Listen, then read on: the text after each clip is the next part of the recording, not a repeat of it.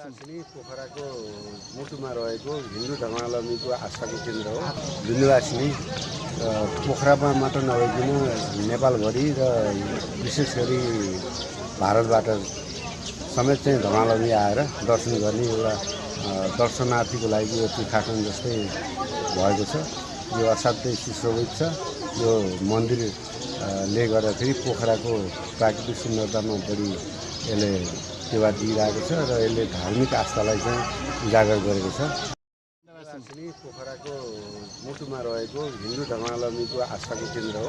विन्ध्यावासिनी पोखरामा मात्र नभइकन नेपालभरि र विशेष गरी भारतबाट समेत चाहिँ धर्मावलम्बी आएर दर्शन गर्ने एउटा दर्शनार्थीको लागि यो तीर्थाटन जस्तै भएको छ।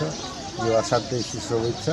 यो मन्दिरले गर्दाखेरि पोखराको प्राकृतिक सुन्दरतामा बढी यसले टेवा दिइरहेको छ र यसले धार्मिक आस्थालाई चाहिँ उजागर गरेको छ।